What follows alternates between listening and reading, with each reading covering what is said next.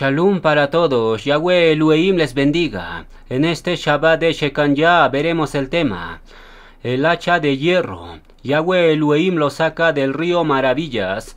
En el río Maravillas peleé Yahweh y Yeshua. No solamente restauran el Shabbat del milenio, sino también han sacado un hacha de hierro viviente, porque según la profecía, Elishua hace flotar un hacha de hierro del río Yardén, y curiosamente, Elohim saca a Micael del río Maravillas y lo hace flotar como el hacha o vara de hierro para el milenio.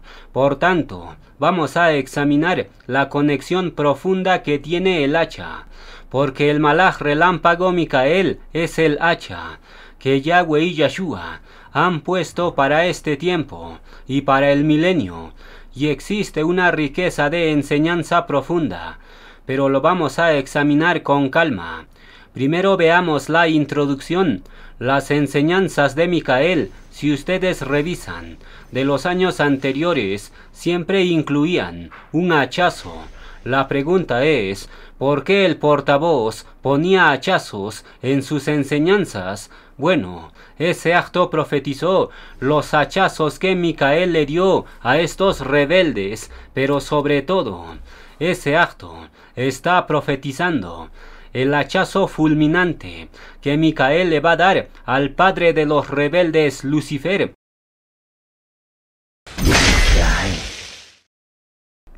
Jeremías 5:14 nos dice, «He aquí, yo pongo mis palabras en tu boca, como fuego, y a este pueblo rebelde, como leña, y los consumirá».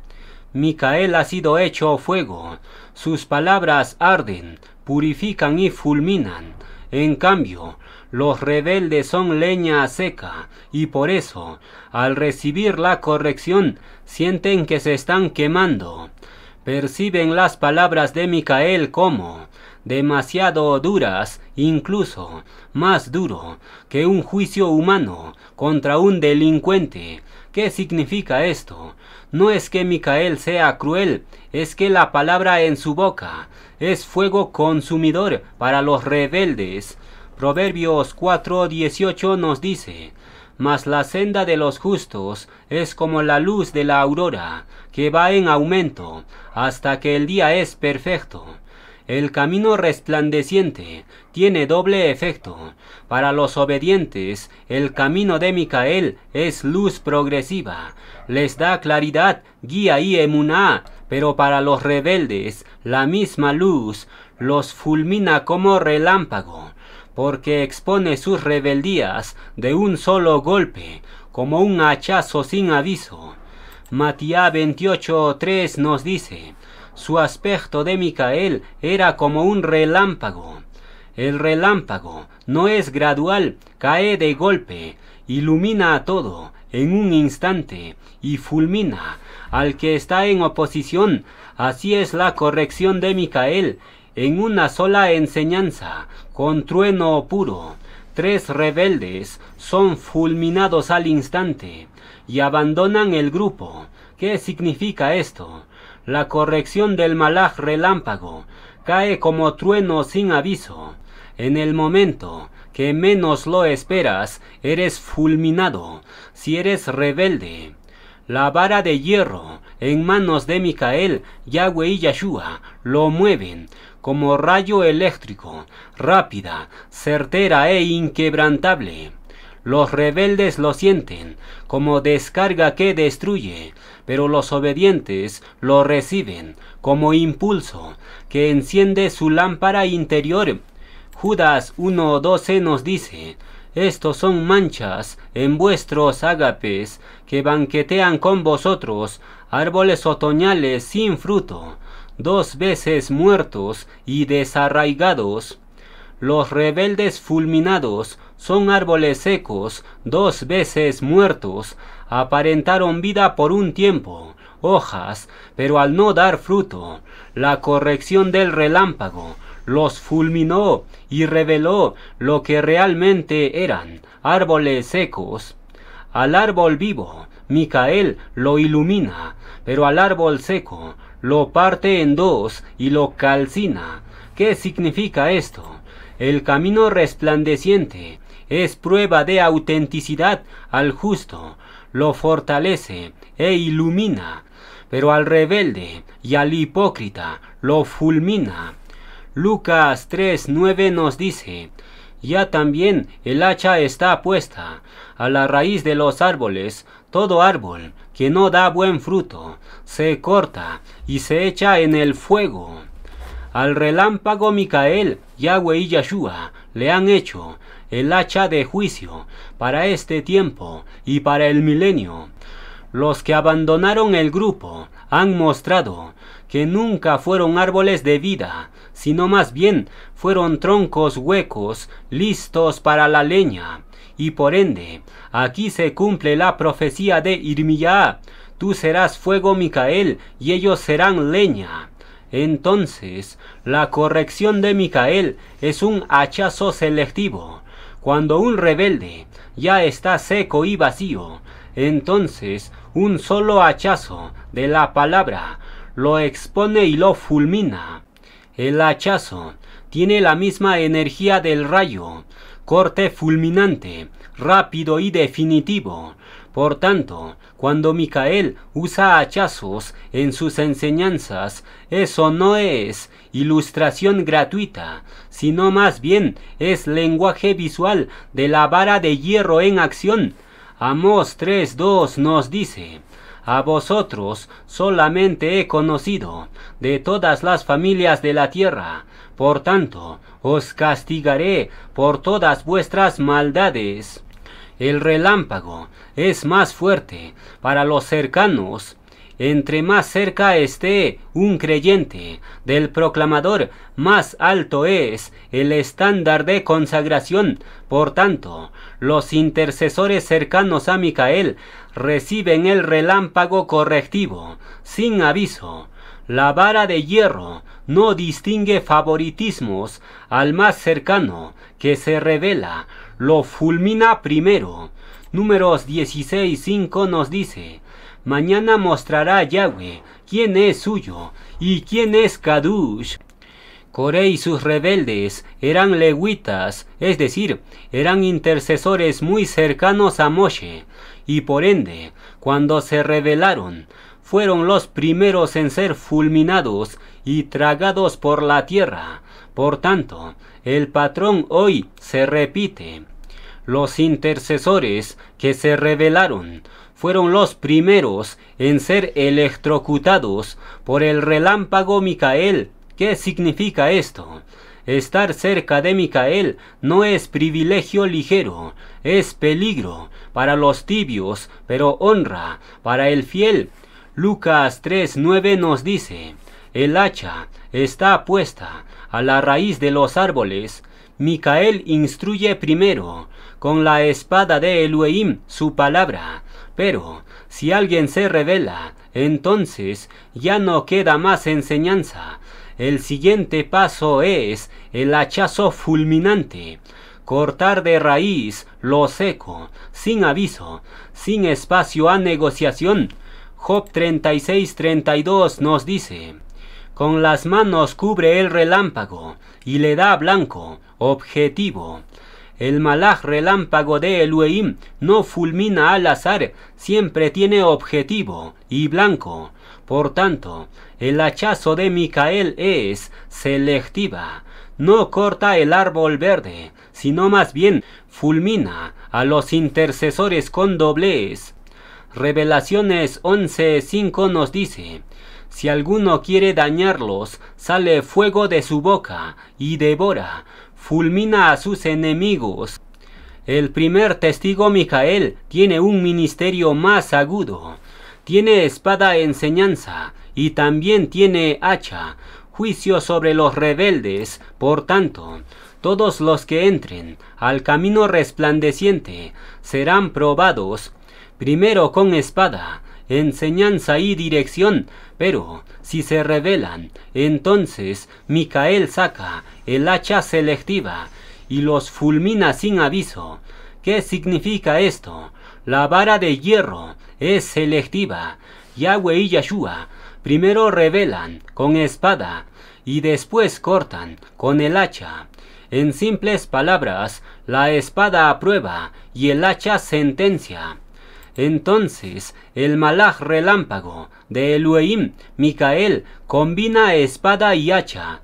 Es luz, espada, más trueno fulminante, hacha. Con la espada ofrece claridad y oportunidad de obedecer, pero si hay rebeldía, entonces hace un hachazo selectivo a los hipócritas. Entonces Lucas 3:9 nos dice: el hacha está puesta a la raíz de los árboles. El hacha no corta ramas, va directo a la raíz, es decir, Micael, como hacha de Elohim, revela el origen del problema, no solo el fruto visible. Micael no corrige solo la superficie actus, sino que ataca la raíz, el orgullo, el doblez, la hipocresía y la tibieza. Eclesiastés 10:10 nos dice: si se embotare el hierro del hacha y su filo no fuere amolado, hay que añadir más fuerza, pero la sabiduría es provechosa para dirigir. El hacha se afila constantemente. Eso simboliza que la enseñanza de Micael tiene un nuevo filo en cada Shabbat. En cada Shabbat los obedientes sienten que la enseñanza de Elohim se hace más clara y precisa, pero en caso de los rebeldes, ellos sienten que se queman cada vez más y más, sienten que son cortados con machete puro. Segunda de Reyes 6, del 5 al 6 nos dice: y aconteció que mientras uno derribaba un árbol, se le cayó el hacha en el agua, y clamó: ¡ay, amo mío! Era prestada. Y el varón de Elohim cortó un palo, y lo echó allí, e hizo flotar el hierro. El hierro del hacha se hunde en las aguas, y lo dan por perdido. Y de la misma forma, Micael, como hacha de hierro, encarna en la tierra, y se pierde como hijo pródigo, entre las aguas o naciones. Pero el relato dice que Elishua lo hace flotar y saca el hacha del río. Y de la misma forma, Micael, como hacha viviente, es sacado del río Maravillas por Elohim y se recupera el hacha que los malaquín creían que estaba perdido. Elishua significa Elohim salva, es decir, Elishua representa a nuestro Mashiach Yahshua, y el madero que Elishua lanza y hace flotar milagrosamente el hacha, ese madero representa el sacrificio de Yahshua, es decir, Micael como hijo pródigo, ya estaba perdido en el fondo de este mundo, y lo único que lo podía sacar de ese fondo era por intervención de su maestro Yahshua y su sacrificio. Por tanto, Yahshua saca a Micael del río Maravillas y lo restaura como su vara de hierro viviente. ¿Qué significa esto? El hacha que flota del río es una parábola profética para el malaj que recibió el hacha o vara de hierro. Ahora bien, aquí viene un código profético de encarnación. El hacha se había hundido en el río Yardén, y Yardén significa descender. Por tanto, cuando el hacha se hunde en el Yardén, eso estaba profetizando el descenso o encarnación del malaj vara de hierro Micael. El hierro es el elemento número 26 de la tabla periódica, y curiosamente, Micael viene sellado con el 26 tres veces. Su nombre terrenal tiene 26 letras, vive en el lote número 26, y a los 26 años comienza a preparar el camino resplandeciente. ¿Qué significa esto?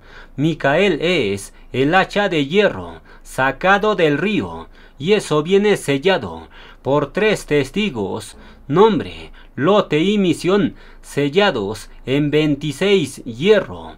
¿Qué significa esto? El hacha de hierro de Yahweh y Yahshua ha encarnado, y su filo los rebeldes ya lo han probado y fueron fulminados de un solo hachazo. Tú me diste nuevo nombre en el río Maravillas.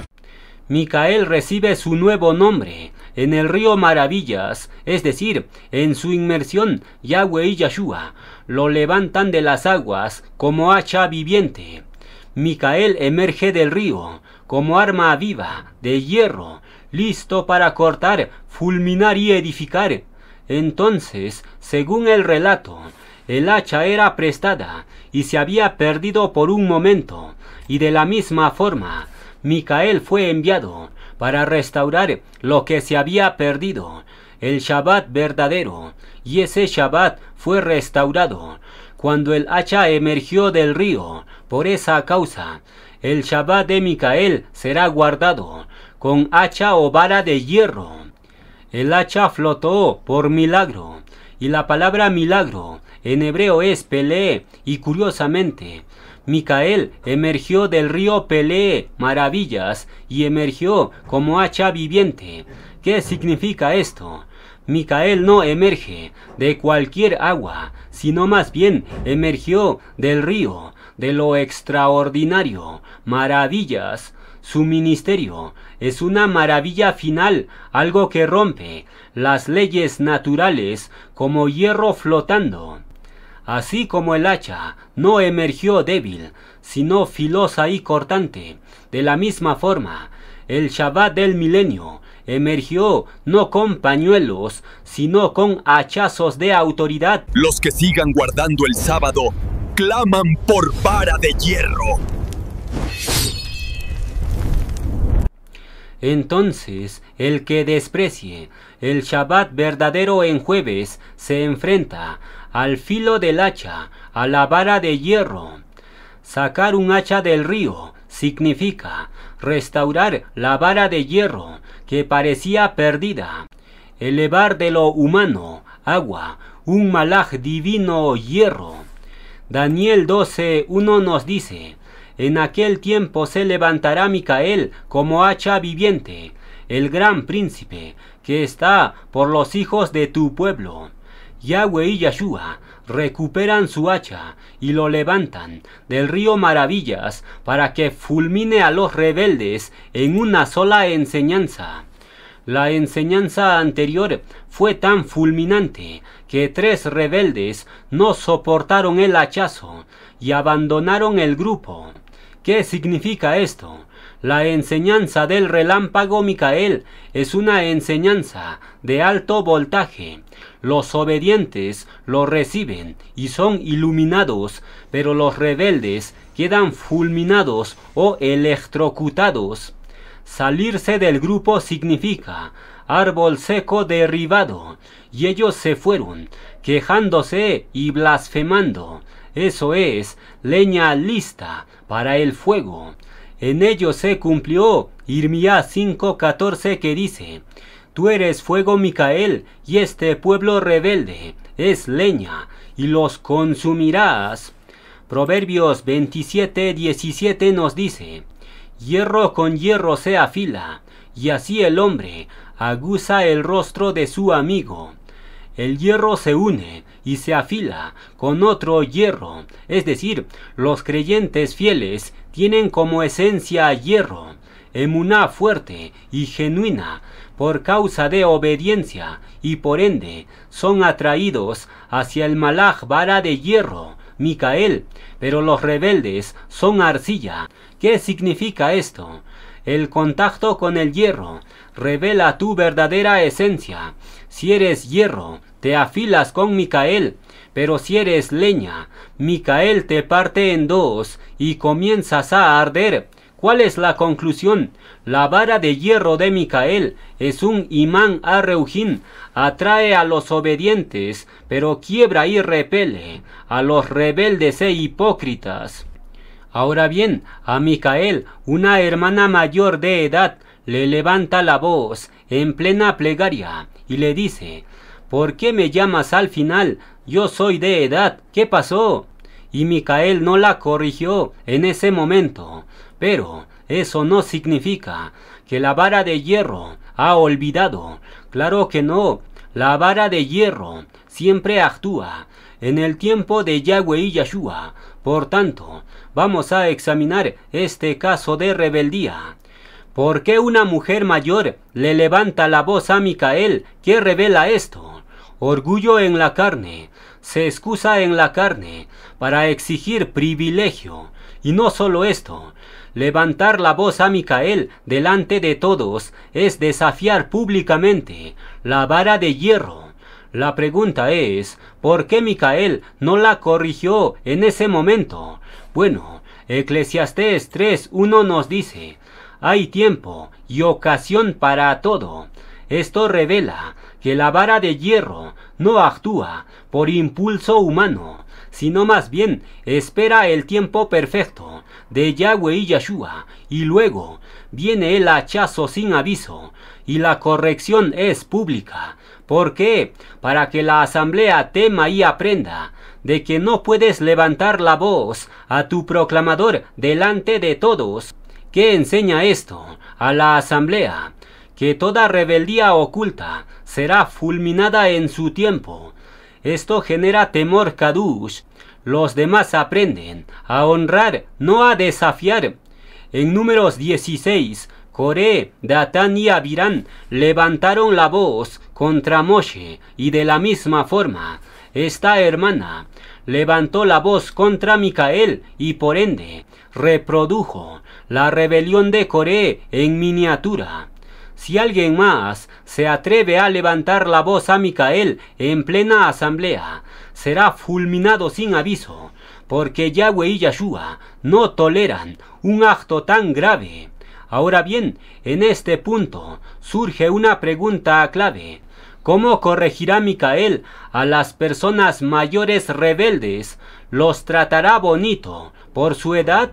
¿Cómo se aplica el hacha de hierro en personas mayores rebeldes? Bueno, aquí hay un misterio de corrección y lo vamos a revelar en capas. Waikra 19:32 nos dice, delante de las canas te levantarás y honrarás el rostro del anciano.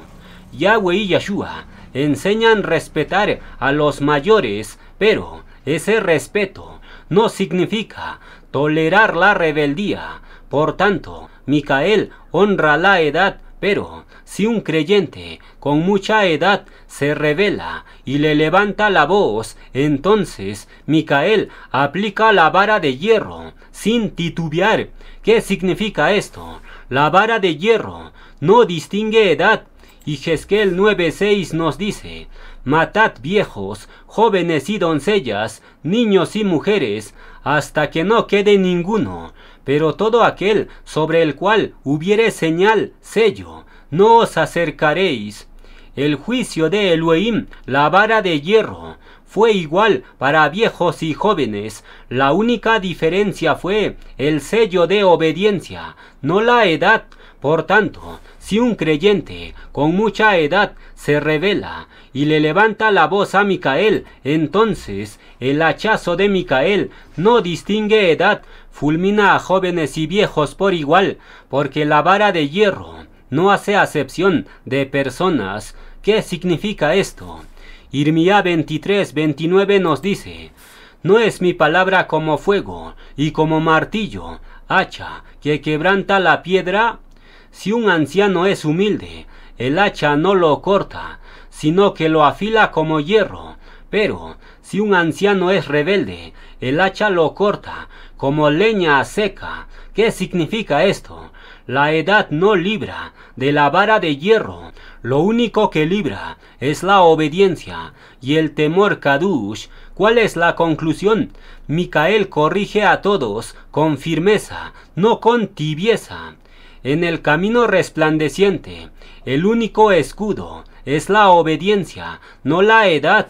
Y Jezquel 24:15 nos dice, vino a mí palabra de Yahweh diciendo, hijo de hombre, he aquí que yo te quito de golpe el deleite de tus ojos, no endeches, no llores, ni corran tus lágrimas. Hablé al pueblo por la mañana, y a la tarde murió mi mujer, y a la mañana hice como me fue mandado. Elohim le quita a Yehezkel, su mujer, de un solo golpe, y le ordena no llorar, no quejarse, no hacer duelo, solo seguir proclamando. ¿Qué es esto? Esto es un acto de hacha divina, un corte fulminante sin aviso.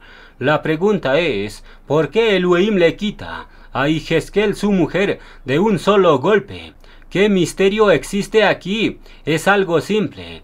Cuando tú tienes un deleite en tu vida y te distraes con eso, entonces Yahweh y Yahshua te quitan ese deleite de un solo hachazo. La pregunta es, ¿cuáles son los deleites del pueblo en este tiempo?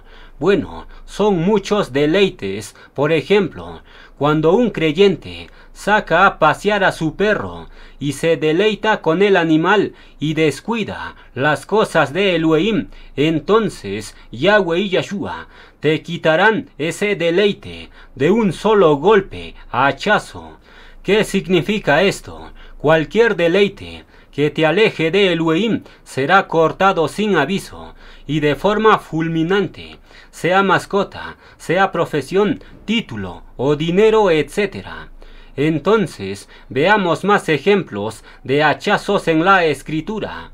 Nadab y Abiú, hijos de Aarón, fueron fulminados de un solo golpe, hachazo, y de la misma forma, los intercesores rebeldes fueron fulminados de un solo hachazo. Por tanto, les presento un cuadro de los patrones de hachazo sin aviso. Nadab y Abiú presentan fuego extraño y son quemados de golpe, eso es, hachazo al servicio carnal. Ananías y Zafira le mienten al Reu HaKodesh y caen al piso de golpe, eso es, hachazo a la hipocresía. Usa tocó el arca sin tener permiso y muere fulminado, eso es, hachazo a la irreverencia. Coré y sus aliados se rebelan contra Moshe y fueron tragados de golpe, eso es, hachazo a la insolencia. Herodes no da honra a Elohim y viene Micael y lo fulmina de golpe, eso es, hachazo al orgullo. Y finalmente, a Yehezkel Elohim le quita de golpe a su esposa, eso es, hachazo al deleite personal. ¿Qué significa todo esto? La Escritura está lleno de ejemplos de que el hachazo puede venir en cualquier momento. Por tanto, examinemos nuestras vidas constantemente, porque el hacha de Elohim ya está puesta a la raíz de los árboles, y todo árbol o creyente que no da fruto es cortado de un solo hachazo. Por tanto, cerramos la enseñanza con el cántico del hachazo o vara de hierro.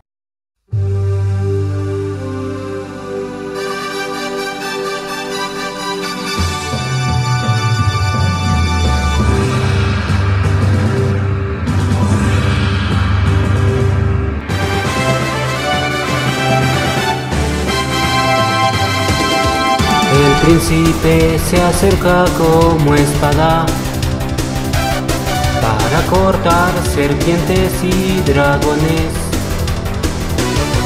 Yahweh me dio un nombre de guerrero. Gran príncipe es mi nombre celestial. Tú me diste sueño de querubín. Encarné para poder pelear, soy Micael. Yahweh me da la vara de hierro, las tinieblas pude quebrantar. Contigo, Yahweh, yo pisé y molí al dragón en los campos del Armagedón. Vencí. Yahweh me dio la vara del milenio para quebrar dragones y rebeldes. En mi corazón ya arde la pelea. para cumplir tus órdenes, oh Yahweh. Micael es mi nombre celestial. Encarné para poder pelear como querubín. Yahweh me da la vara de hierro. Las tinieblas pude aplastar. Con tu vara, oh Yahweh, yo molí al dragón. Y ahora vamos a reinar en paz.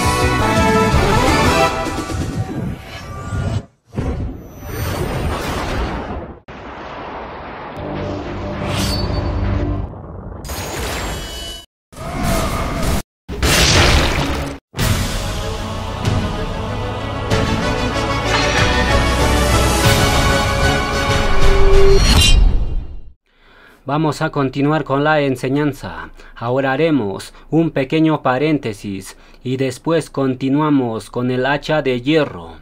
Contestemos primero la siguiente pregunta. ¿La marca de la bestia es la curb? Bueno, esta pregunta nos hicieron y lo vamos a contestar de acuerdo a la palabra. Algunos tienen miedo a la curb biométrica de México y piensan que es la marca 666, y algunos videos en internet han asustado a los creyentes y muchos están en duda en ponerse ese sistema de identificación o rechazarla y quedarse sin poder laborar y perder sus beneficios del gobierno. ¿Qué significa esto? ¿Podría ser la curb la marca de la bestia? Bueno, la respuesta simple y directa sería: la curb biométrica, herramienta del sistema, no la marca final. La curb biométrica recopila datos externos, huellas dactilares, iris de ojos, voz, fotografía avanzada y firma digital. Es un paso a la esclavitud total, pero la curb no es aún la marca. ¿Por qué? Porque la marca de la bestia no es algo externo, es algo interno que afecta tu lealtad a Elohim. Matías 15:11 nos dice: lo que contamina al hombre no es lo que entra por la boca, lo externo, sino lo que sale del corazón, la rebeldía, lo interno.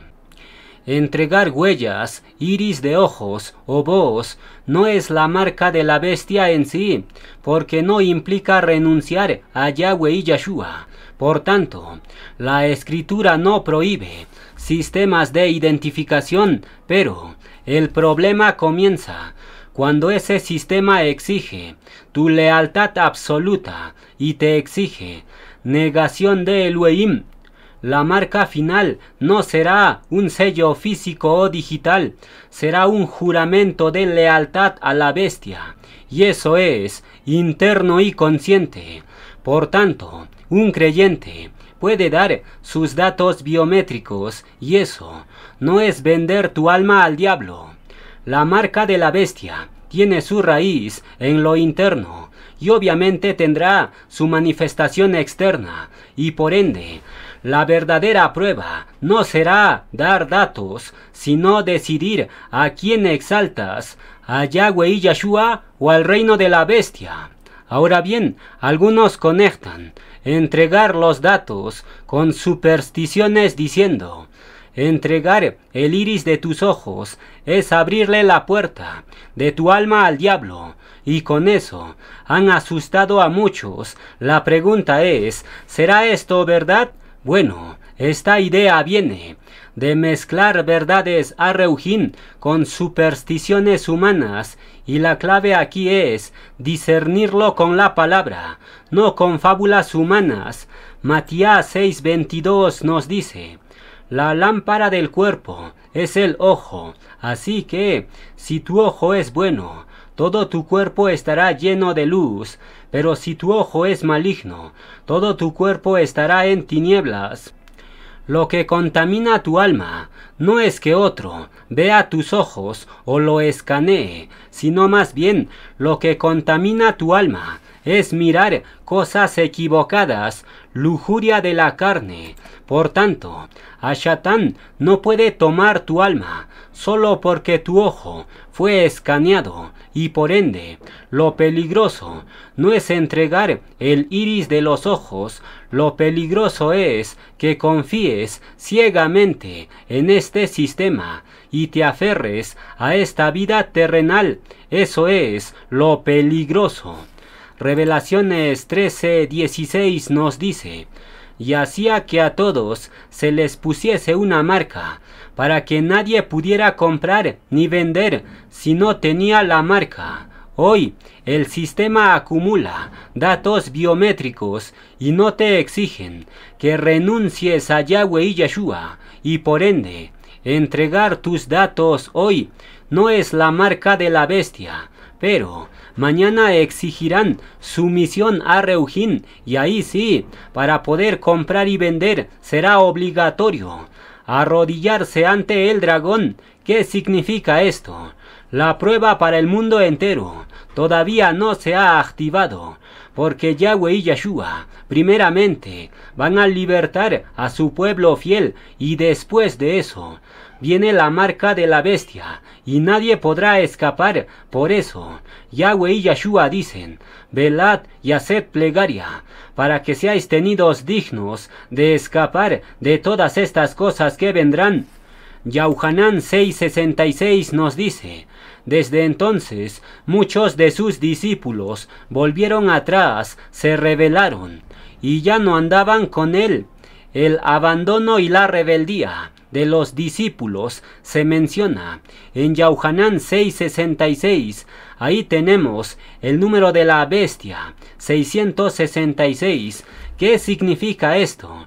La marca de la bestia no es entregar tus datos biométricos externos, sino más bien la marca de la bestia es un corazón rebelde, y por ende todos los rebeldes han demostrado que tienen la esencia de la marca 666. El número 6 es un número de hombre, y triplicarlo, 666, eso es 3 veces hombre, y representa rebeldía al máximo grado. Por tanto, la marca 666 significa rebelión contra Yahweh el Padre, contra Yeshua el Hijo y contra su enviado Micael.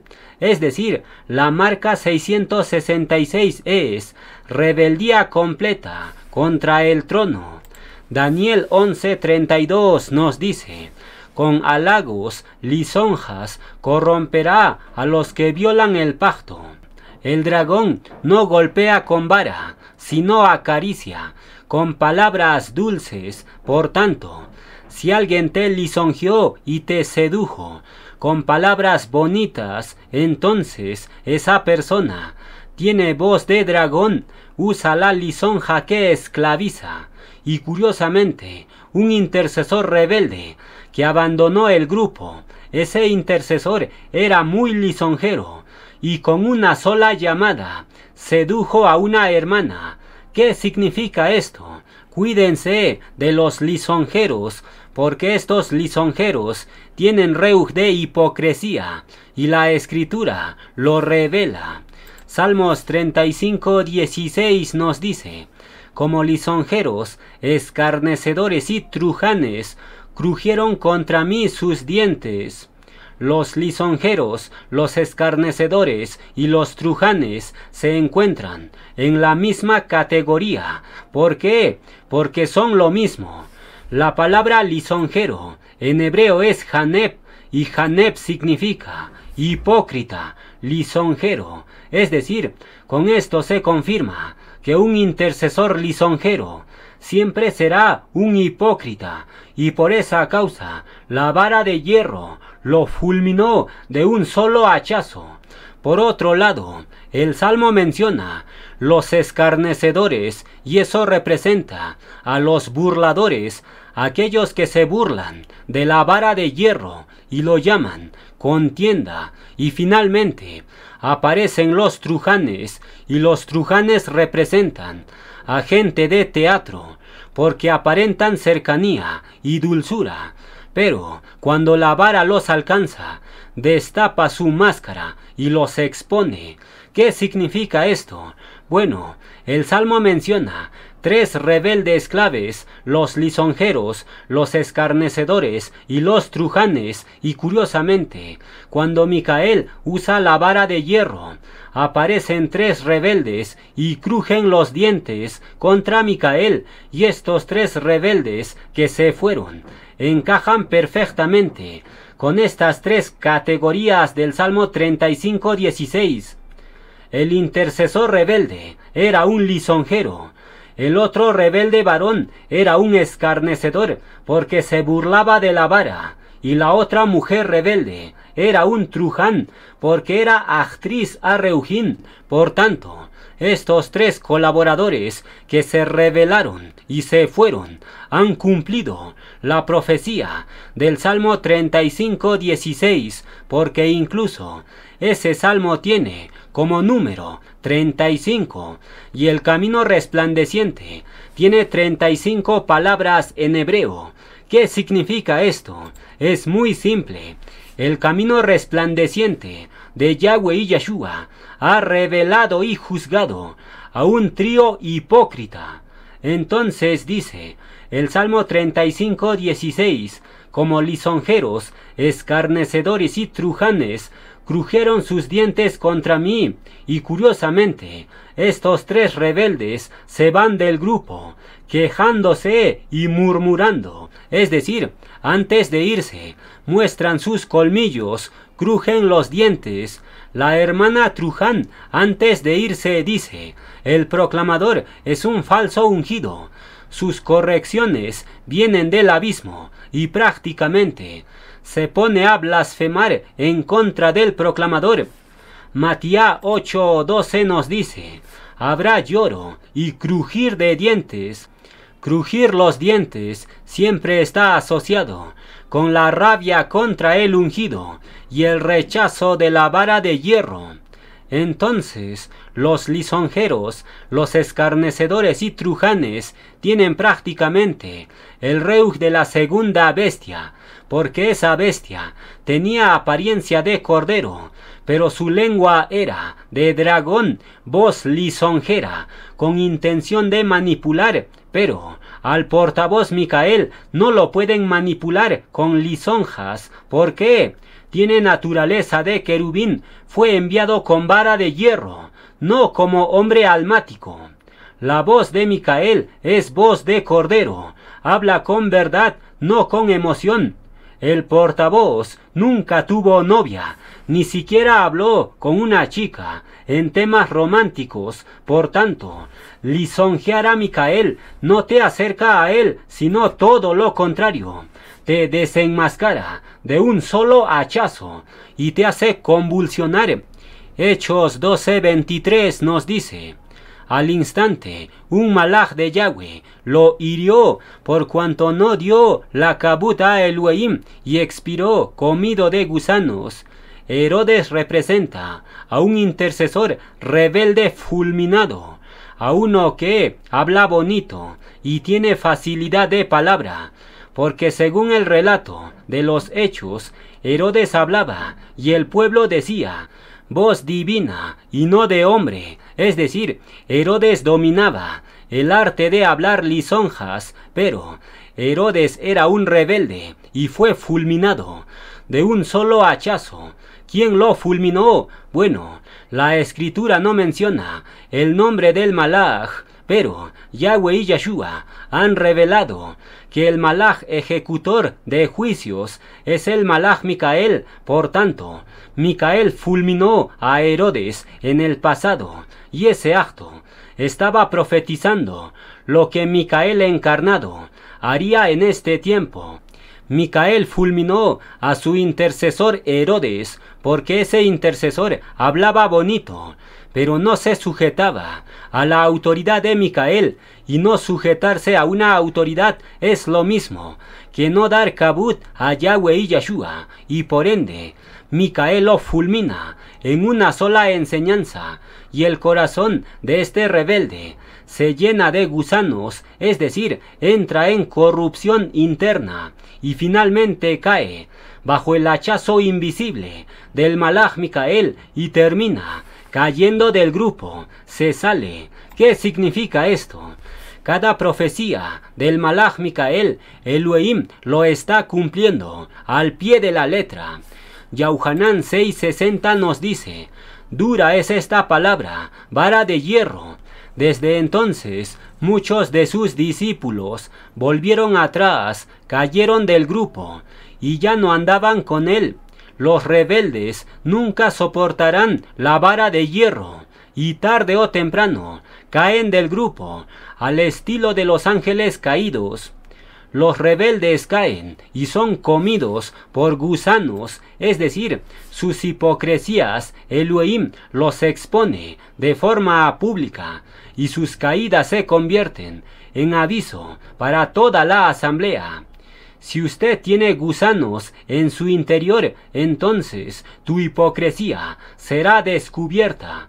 Por esa causa, la vara de hierro desparasita a los obedientes, pero expone la hipocresía de los muertos. El hierro al rojo vivo mata larvas y parásitos. Así es la corrección de Micael, es fuego puro que quema a los creyentes parásitos. Los creyentes parásitos chupan la energía del cuerpo y en lugar de alimentar al cuerpo, lo debilitan. Por esa causa, Micael enseña al rojo vivo y los creyentes parásitos se queman como estopa.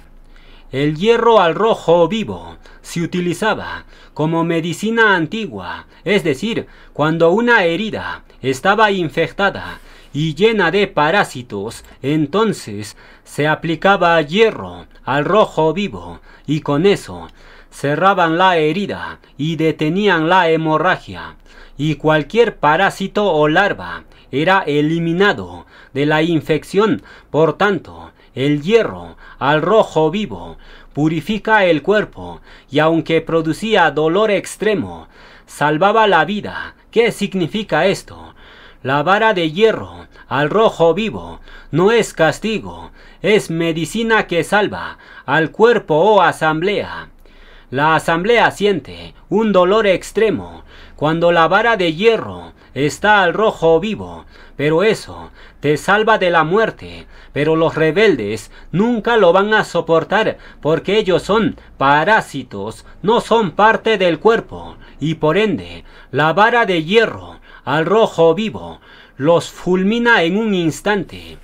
Entonces, Hechos 12:23 nos dice: al instante, un malaj de Yahweh, Micael, lo hirió por cuanto no dio la kabut a Elohim y expiró comido de gusanos.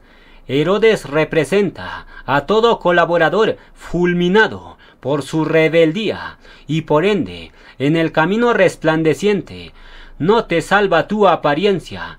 Lo único que libra del hachazo de Micael es obedecer y dar kabut a Yahweh y Yeshua.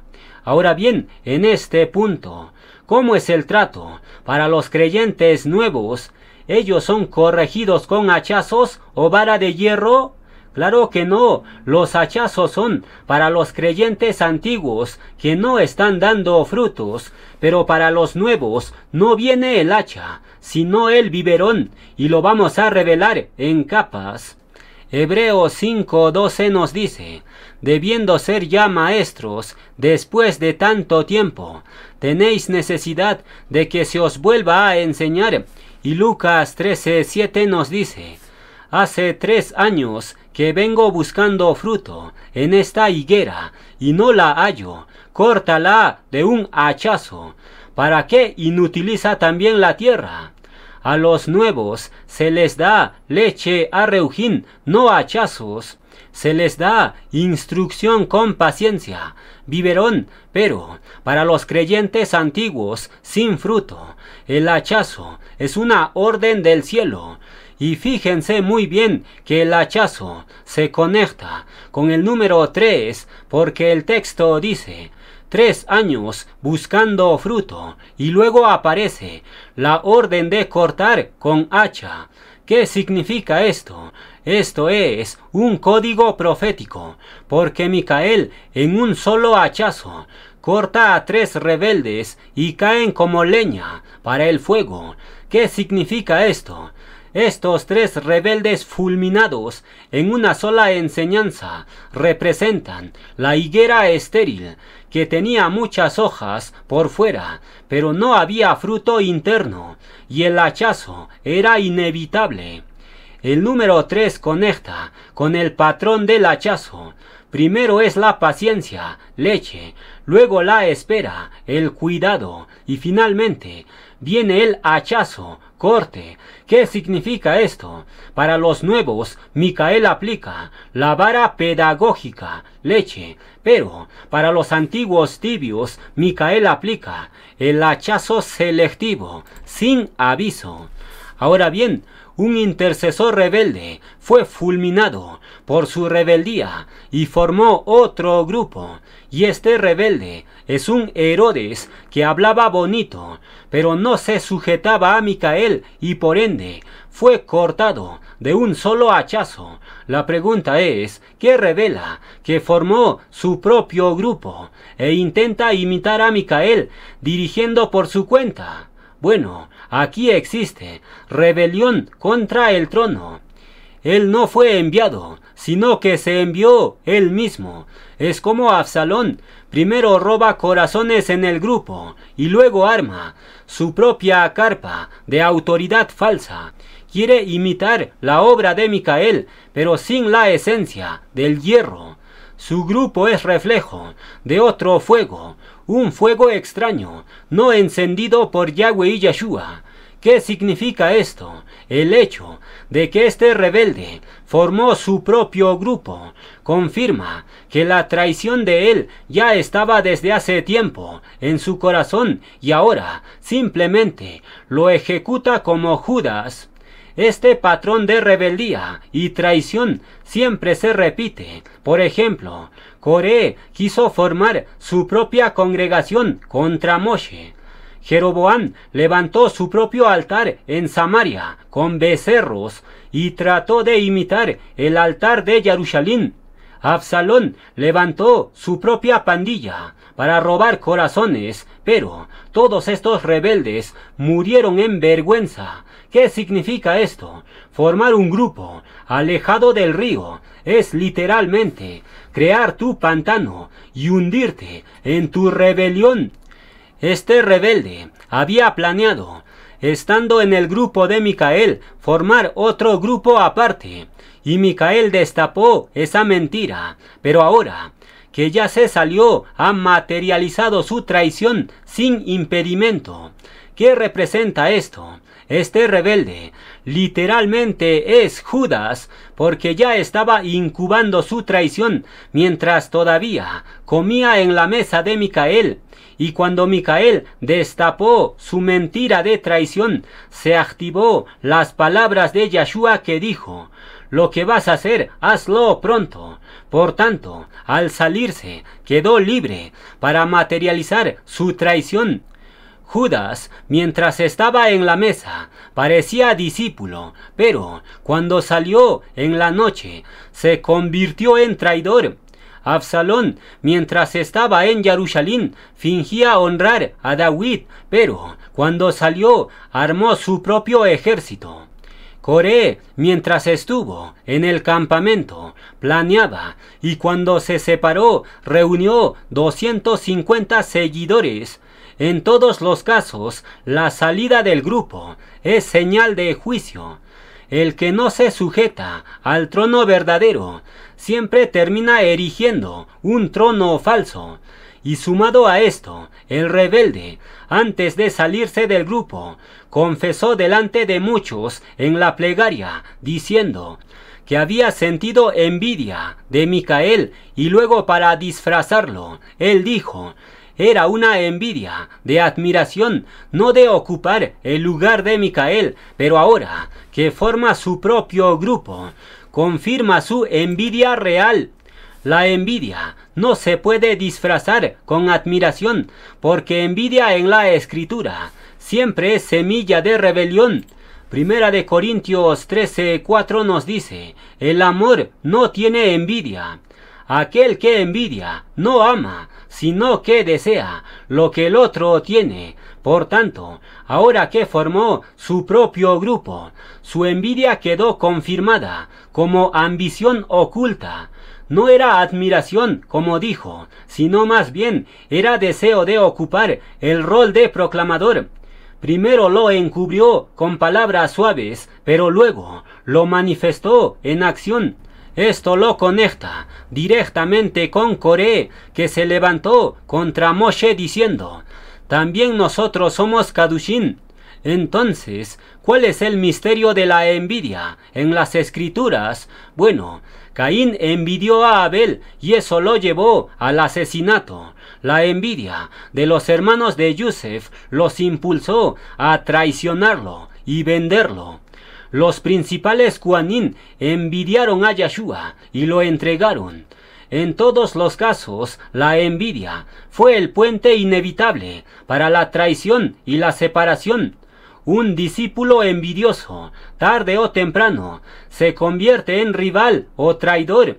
Entonces, ¿cuál es el patrón de un discípulo envidioso? Son 3 pasos. Primero, la confesión. La envidia estaba viva. Después, la excusa. Lo disfraza de admiración. Y finalmente, la manifestación forma su propio grupo, cumpliendo lo que negaba. En términos arreujín, su propia boca fue testigo contra él, como Judas que dijo: ¿soy yo, maestro? Y después salió a traicionar. Eclesiastés 3:1 nos dice: todo tiene su tiempo, y todo lo que se quiere debajo del cielo tiene su hora. Este rebelde Judas hablaba de cerrar brechas, pero él mismo abría brechas porque venía a la plegaria a la hora que le daba la gana, porque la plegaria comenzaba a las 8 p.m. y él se aparecía a las 9 p.m. o más tarde, y a veces ni venía. ¿Qué revela esto?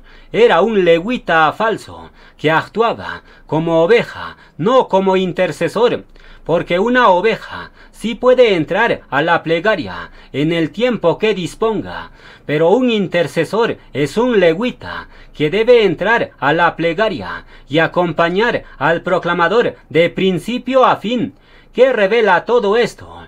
Yahweh y Yeshua están exponiendo públicamente la hipocresía de este rebelde para que la asamblea sepa el tipo de intercesor que les estaba lisonjeando bonito, pero en sus acciones era un levita falso.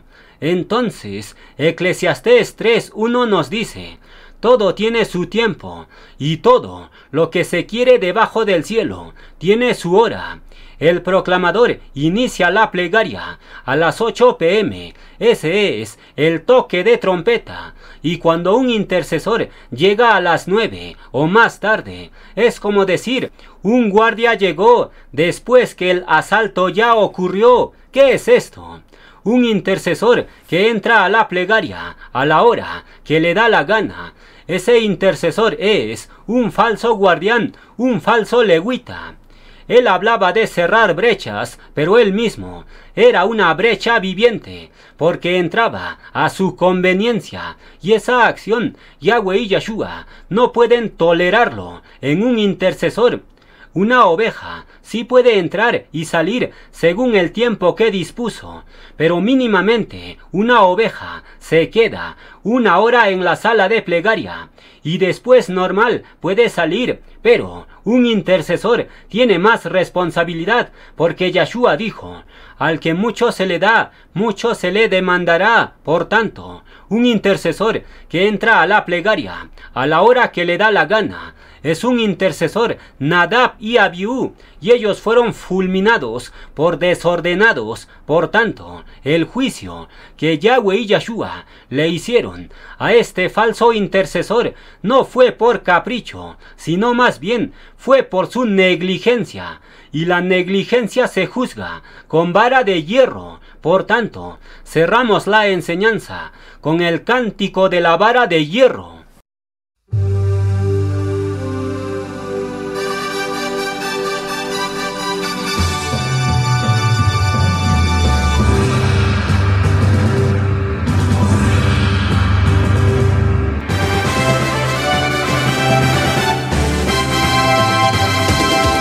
El príncipe se acerca como espada para cortar serpientes y dragones.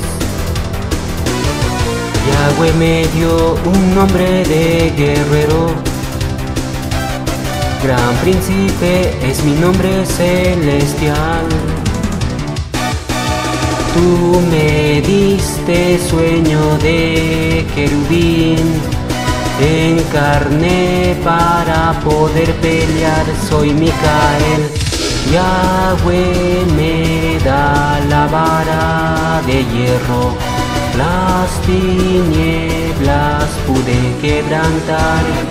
Contigo, Yahweh, yo pisé y molí al dragón en los campos del Armagedón. Vencí.